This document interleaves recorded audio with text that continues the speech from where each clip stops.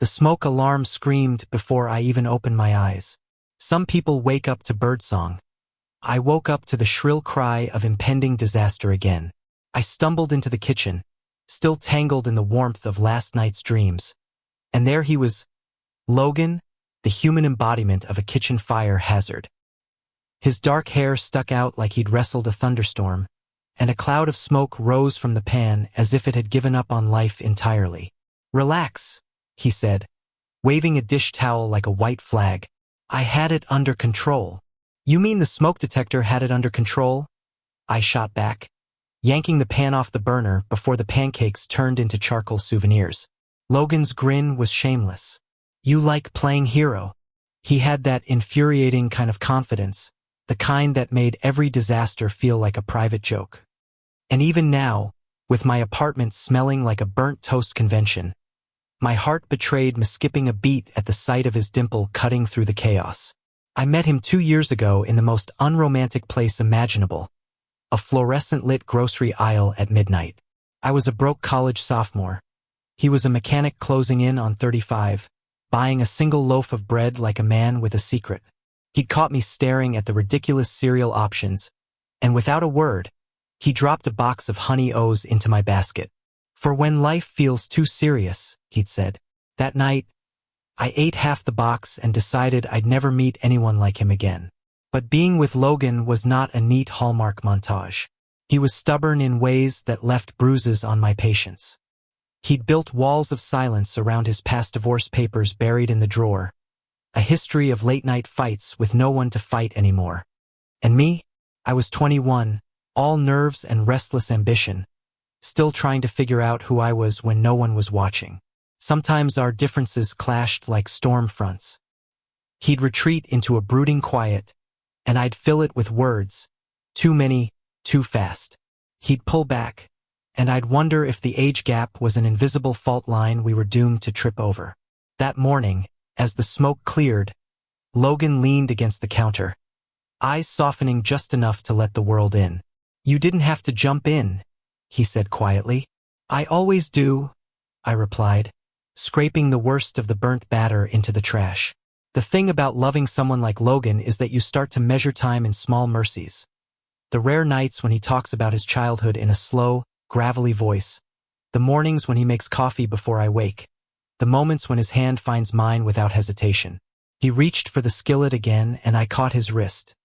"No," I said, fighting a smile. "Let me. Your turn to watch and learn."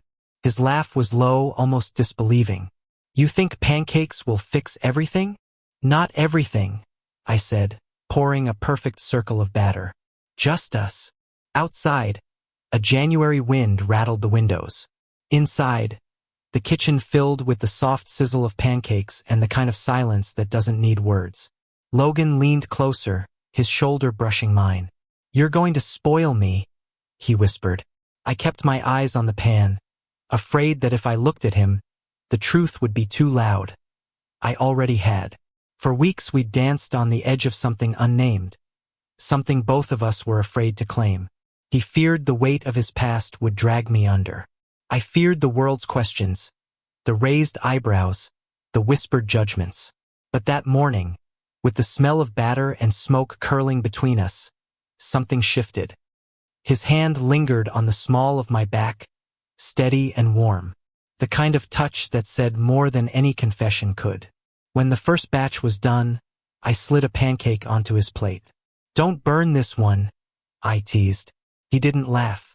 Instead, he reached across the counter and took my free hand, holding it like it was the only thing keeping him upright. "I don't deserve this," he said. His voice was almost a tremor. "Any of it. You." I swallowed the lump in my throat. Maybe that's the point. None of us do. For a heartbeat, the world narrowed to the quiet hum of the fridge and the steam rising from our plates. Logan squeezed my hand, and in that simple gesture, all the questions, the doubts, the years between us felt less like a chasm and more like a bridge. Logan let go of my hand only when the smoke alarm finally stopped its sulking. He sat down at the small oak table, the one we had rescued from a garage sale last spring.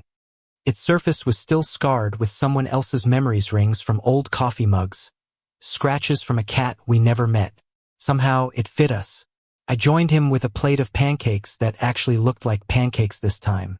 We ate in an almost sacred quiet, the kind that comes when words would only shrink the weight of what's already understood. He pushed his plate away after a while, studying me with those deep-set eyes that always looked like they'd seen too much and survived anyway. "You know I'm not good at this," he said. "At eating pancakes?" I teased, but my voice betrayed the nervous flutter inside me. "At whatever we're doing." He leaned back, rubbing the back of his neck. "I keep waiting for the day you realize I'm just a guy who keeps breaking things. Cars, relationships, breakfasts." I set my fork down, the clink against the plate louder than I intended. "And yet," I said softly, "you keep showing up." His brow furrowed. "That's not enough." "It's everything," I replied. "Showing up is everything, Logan." A gust of wind rattled the window panes, and for a moment the kitchen smelled only of winter and warmth. I could see the war in his eyes, the pull of retreat, the urge to keep his heart sealed like an engine he didn't trust anyone to touch. "Do you ever wish you'd met someone closer to your age?" he asked suddenly. The question hit like a quiet punch. I swallowed, choosing my words. "Sometimes I think about what life would be like if I had. But then I remember I'd be missing Thysis. And that's not a trade I'd make." His shoulders softened, like a knot finally giving way. "You deserve someone who doesn't come with baggage." I reached across the table, covering his hand with mine. "Everyone comes with baggage. You're just the only one I want to help unpack." He laughed under his breath, a sound roughened by disbelief. "You make it sound easy." "It isn't," I said. "But worth it?" "Yeah." Logan stood and began to clear the plates, his movements slow, deliberate. I watched him rinse the dishes, the steam curling around his face. There was something almost defiant in the way he moved, like choosing to stay, to wash, to be part of this small life with me, was an act of quiet rebellion against everything that once broke him. As he dried his hands, he caught me staring.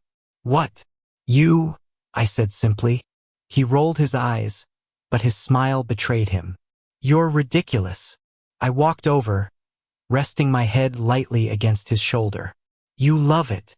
"Maybe," he said, and his voice softened to a whisper that sank straight into my bones.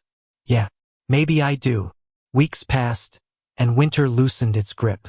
The days grew longer, the light stretching across the cracked sidewalks of our neighborhood. Logan and I found a rhythm that was neither dramatic nor perfectly smooth: morning coffee, late-night talks, the occasional burned pancake when I let him near the stove. It wasn't the fireworks people write songs about. It was steadier, a quiet kind of love that held even when the world wasn't watching. But love, I was learning, isn't free of storms. One night in early March, Logan came home later than usual, shoulders tight and jaw clenched. I knew better than to pounce with questions. Instead, I handed him a mug of tea and waited. He sat heavily on the couch, staring at nothing. "My ex called," he said finally. "Wants to talk about selling the house. Says it's time to stop holding on to things." I eased down beside him. "And what do you want?" His eyes flicked to me, uncertain. "I don't know. That house. It's where everything went wrong. And right. Complicated." I reached for his hand.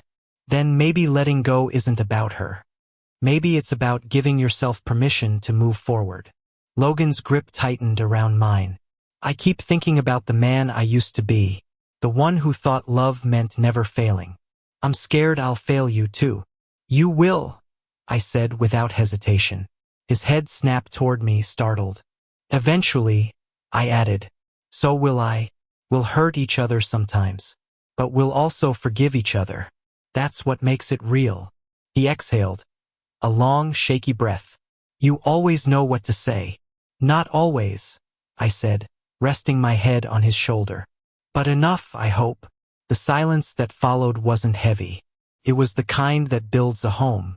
Spring arrived like a quiet promise. The snow melted into streams that ran along the curbs, and our little kitchen filled again with the smell of pancakes and possibility. One Saturday morning, as I stirred batter, Logan appeared behind me, wrapping his arms around my waist. "You know," he murmured against my ear, "I've been thinking." "That sounds dangerous," I said, smiling. He chuckled. "I keep waiting for the day you realize you could have an easier life without me." I set the whisk down and turned to face him. "And I keep waiting for the day you realize you're exactly what I want." Logan's eyes softened. "Even when I burn breakfast?" "Especially then." He kissed my forehead, a gentle brush that carried the weight of every unsaid word. "I'm not great with big speeches," he said, "but you've made Thysis feel like home. And that's not something I ever thought I'd find again." My throat tightened. "You found it," I whispered. "So did I." Outside, the morning light spilled across the kitchen floor like liquid gold. The smoke alarm, for once, stayed silent. Logan held me there, the smell of warm pancakes filling the air.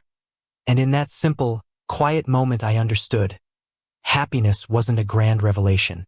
It was two people choosing each other again and again in the smallest of ways. Months later, when summer stretched long and forgiving, I looked back on that winter and realized how far we'd come. Love hadn't arrived like a lightning strike. It had grown like the slow unfurling of spring leaves, fragile, patient, inevitable. Logan still burned breakfast more often than not. And every morning I still chose to make pancakes for him. Not because he couldn't, but because in those moments amid the smoke and the laughter and the unspoken understanding built a life worth waking up to. He glanced at me one morning, a mischievous glint in his eye. "Someday, I'm going to master this," he said, holding up a misshapen pancake like a trophy. "Don't you dare," I replied, laughing. "If you stop burning breakfast, what excuse will I have to keep showing up?" Logan pulled me close, the scent of sun and coffee clinging to his skin. "Then I guess I'll keep burning it," he said, his voice low and certain. "Just to keep you here." And that was the quiet truth we both carried. In a world where everything can change overnight, we had found something worth holding onto, not perfection, but the kind of love that endures, warm as a morning kitchen and steady as the sound of pancakes sizzling on the stove. Thank you for listening. Don't forget to like and subscribe to stay updated with the latest videos.